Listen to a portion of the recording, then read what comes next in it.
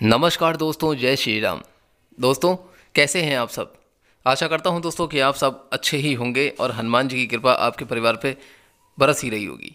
दोस्तों, सभी लोग पहले आकर आप हनुमान जी महाराज के दर्शन जरूर कर लें। जितने भी हनुमान भक्त इस वीडियो को देख रहे हैं, जितने भी जातक जातिका इस वीडियो को देख रहे हैं, सबसे पहले आप लोग दर्शन करें और दर्शन करने के बाद आप इस वीडियो को बिल्कुल लास्ट तक ध्यान से देखें। दोस्तों, ये वो वीडियो है जिसमें मैंने अपना हनुमान चालीसा का 7 दिन का संकल्प को मैंने पूरा कर लिया है। जी हाँ दोस्तों, ये अंतिम दिन के संकल्प की वीडियो है, लाइव आप देख रहे हैं। और ये मेरा पूजा स्थल है। जिस तरीके से मैंने पूजा बस अभी थोड़ी देर पहले ही मैं करके हटा था, और आज ये जो मेरा संकल्प है 7 दिन का, ये मेरा पूरा हो चुका है। अब बात आती है दोस्तों की मनोकामना की। तो देखिए, मनोकामना तो ऐसी है कि इसका मतलब ये नहीं कि मैं लालच के में आकर ही ये सोचूं कि मेरी मनोकामना पूरी होगी तभी मैं संकल्प पाठ करूं। तो ऐसा नहीं है दोस्तों कि मनोकामना पूरी नहीं होती है तो पाठ नहीं किया जाता। आस्था, विश्वास और भक्ति के साथ अगर आप करेंगे तो आपकी पूरी जरूर होगी। लेकिन कोई बात नहीं, जब मेरी मनोकामना पूरी होगी तो उसकी मैं वीडियो आपको ज़रूर शेयर करूंगा, आपको ज़रूर अपना अनुभव बताऊंगा कि मेरा अनुभव कैसा रहा, मेरी मनोकामना पूरी हुई या नहीं हुई। कई भक्त ऐसा करते हैं कि कहते हैं अक्सर वो हमेशा मनोकामना पूरा करने में लगे रहते हैं, लेकिन वो ये सोचते हैं कि अब मैं करूँगा या करूँगी तो मेरी मनोकामना जल्दी पूरी हो जाएगी। हर तरीके की वीडियो की विधि मैंने आपको बताई है। मेरी पिछली वीडियो में भी आपने देखा, आपने पसंद करा, उस पर कई आपके कमेंट्स भी आए हैं। आपके कमेंट्स के लिए मैं बहुत बहुत धन्यवाद अदा करता हूं आप सभी का। जितने भी माताएं बहनें दोस्तों ने आपने कमेंट करके पूछा है या कमेंट्स किया है, उसके लिए आप सभी को जय श्री राम, जय सीताराम। और दोस्तों, ये जो वीडियो आप देख रहे हैं, इस वीडियो में आप अच्छे से देख लीजिए। ये मेरा लास्ट दिन का संकल्प था जो मेरा पूरा हो चुका है, और इस विधि में ये मेरा 7 दिन का संकल्प था। किस तरीके से मैंने इस संकल्प को मैंने पूरा किया, इसकी सारी वीडियो मैंने आपको बताई है, लाइव वीडियो मैंने आपको दिखाया है। और आज भी आप इसका लाइव ही देख रहे हैं। अभी कुछ देर पहले ही मैं पूजा करके उठा था, क्योंकि दिया और बत्ती दोनों ही जल रहे हैं। यहाँ पर दीपक जो जल रहा है और धूपबत्ती भी मेरी जल रही है। अभी बस मैं थोड़ी देर पहले ही मैंने पाठ करके हटा। दोस्तों, इसमें जो जल की जो बात आती है, अभी भी कुछ लोगों के कमेंट्स आए हैं कि जैसे कि किसी ने माता ने पूछा है कि पति पत्नी का रिलेशन अगर ख़राब है तो उसको ठीक करने के लिए जल किसको पिलाएं। तो जल किसको पिलाने की जो बात आती है, ये जल जो मैंने रखा है यहाँ पर, ये जल मैं अब सुबह ही उठाऊँगा।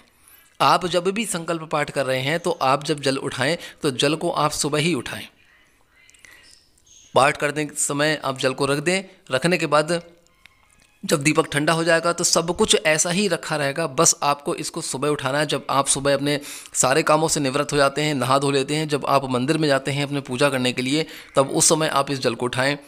लोटे वाले जल को आप क्या कहते हैं किसी पेड़ में डाल दें। और जो दूसरा जल रखा हुआ है, आप यहाँ पे देख रहे हैं छोटे से एक लोटे में जो जल रखा है, ये पीने या पिलाने के लिए जो जल रखा जाता है, इसको आप किसी प्लांट में डाल दें, किसी छोटे से पौधे में डाल दें। बस पौधा जो है वो कांटों का नहीं होना चाहिए, इस बात का आप ध्यान रखें।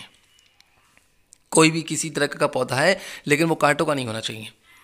और जल को जो पिलाने की बात आती है, ये उसी के लिए पिलाया जाता है जिसके लिए आप पाठ कर रहे हैं। अब जैसे कि किसी पति पत्नी का रिलेशन अगर ख़राब हो रहा है तो जल पिलाने की बात आती है, तो अगले दिन जब आप इस जल को उठाएं तो उसे किसी दूसरे बर्तन में कर लें। और पति पत्नी का रिलेशन की बात आती है तो आधा आपका पति पिएगा और आधा आप स्वयं पिएंगी। इस तरीके से आपको जो है जल पीना है। अब दोस्तों, यहाँ पर बात आती है भोग की। तो देखिए, भोग की बात अगर ऐसी आती है तो यहाँ पे मैंने गुड़ का ही भोग लगाया था, क्योंकि मेरे पास और कोई चीज़ नहीं थी, तो मैंने गुड़ का ही भोग लगा दिया। देखिए, भोग आप रोज़ लगाएं। और कुछ लोग सोचते हैं कि हमको सुबह पूजा कैसे करनी है। जैसे कि ये मेरा संकल्प जो है 7 दिन का पूरा हो गया, तो कुछ लोग सोचते हैं क्या इसका अनुष्ठान भी करना है, क्या इसका समापन करना है। तो देखिए, समापन कुछ नहीं होता।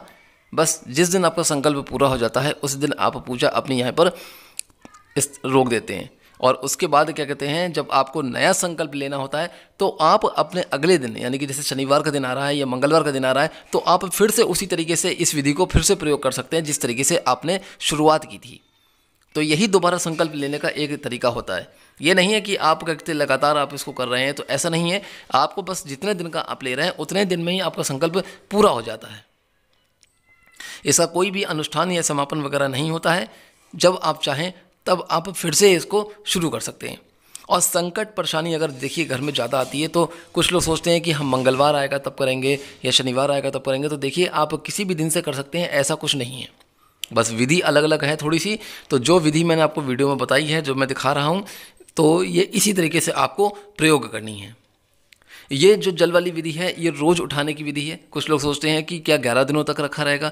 देखिए जो लौंग और सिक्का वाली जो विधि मैंने बताई थी आपको हनुमान चालीसा की, वो आपको जो जल रखना है वो 11 दिनों तक इसी तरीके से रखा रहेगा, लेकिन ढक कर रखा रहेगा। उसको 11वें दिन के बाद आपको उठाना है। और ये वाली जो विधि है ये रोज़ आप जल रखेंगे और रोज़ इस जल को उठा के आप पिएंगे या पिलाएंगे। या अगर आपके पास वो इंसान वो व्यक्ति नहीं है जिसके लिए आपने रख रखा है, तो आप उसके नाम से अपने संकट परेशानी को याद करते हुए, हनुमान जी महाराज को याद करते हुए वो जल आप किसी पौधे में डाल देंगे। इस बात को आप बहुत अच्छे तरीके से सुन लीजिए, इस बार देख लीजिए, क्योंकि बार बार आप लोग पूछते हैं, आप लोगों से गलती होती है, तो शायद इसीलिए आपका जो है पाठ सही तरीके से पूरा नहीं हो पाता, उसका लाभ आप पूरा नहीं उठा पाते हैं।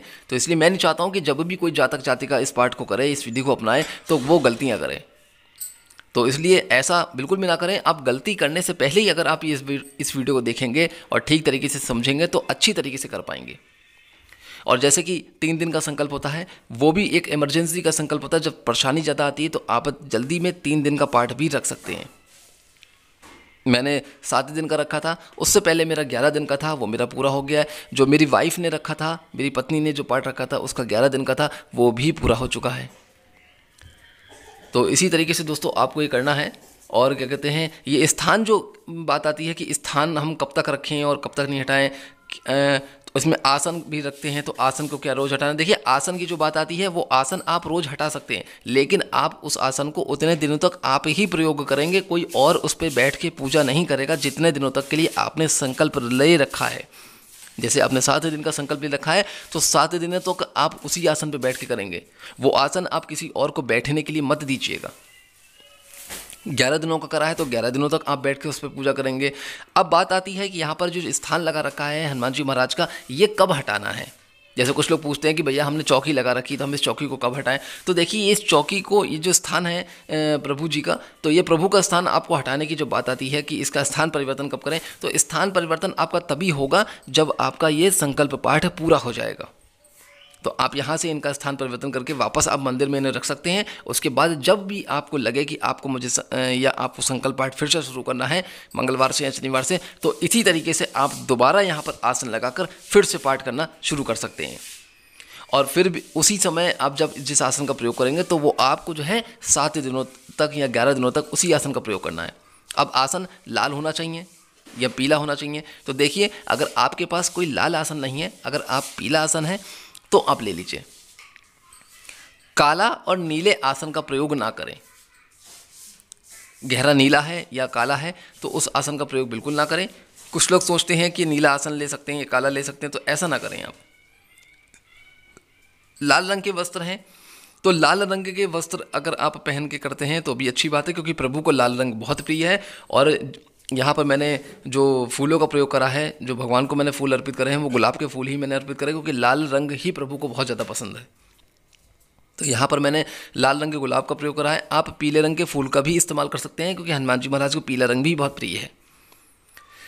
तो इसी तरीके से आपको पाठ करना है। और यहाँ पर मेरे पास चौकी नहीं है तो इसलिए मैंने यहाँ पर एक लकड़ी का एक पटा है, उस पर मैंने कहते हैं नीचे अखबार बिछाकर और उस पटे पे लाल रंग का एक नया साफ कपड़ा लेकर मैंने उस पर, वहाँ पे मैंने हनुमान जी महाराज और प्रभु श्री राम जी को, गणपति महाराज का स्थान मैंने वहाँ पर उनको दिया है। आपके पास अगर व्यवस्था नहीं है तो आप भी ऐसा कर सकते हैं। बस ये ध्यान रखिएगा दोस्तों कि जिस लाल रंग के कपड़े का आप प्रयोग कर रहे हैं चौकी पे बिछाने के लिए या पटा पे बिछाने के लिए, तो वो साफ़ सुथरा होना चाहिए, धुला हुआ होना चाहिए। अगर नहीं है तो आप दूसरा नया आप कपड़ा लेके वहाँ पर बिछा सकते हैं। इस बात का भी ध्यान रखिएगा कि कपड़ा अगर जला हुआ है या कपड़ा कहीं से जल गया है, कट गया या फट गया है, तो ऐसे कपड़े का आप बिल्कुल भी वहाँ पर प्रयोग ना करें। आप चाहें तो दोबारा नया ले आएँ और फिर उसका प्रयोग करें। तो दोस्तों आशा करता हूं कि आप इस वीडियो में देखे गए अच्छी तरीके से समझ गए होंगे, कुछ सवालों के जवाब भी मिल गए होंगे। यदि ये वीडियो अगर आप देख रहे हैं तो हनुमान जी महाराज को ध्यान करते हुए, उनको नमन करते हुए अपनी मनोकामना भी बोल सकते हैं। हो सकता है ये मनोकामना आपकी वीडियो देखते ही पूरी हो जाए। आज्ञा दीजिए, जल्दी ही मिलूंगा कोई और अच्छी कहानी कथा वीडियो उपाय को लेकर। आप अपने जीवन में खुश और स्वस्थ रहिएगा। और कमेंट बॉक्स में दोस्तों जय श्री राम, जय हनुमान जी महाराज लिखना बिल्कुल भी मत भूलिएगा।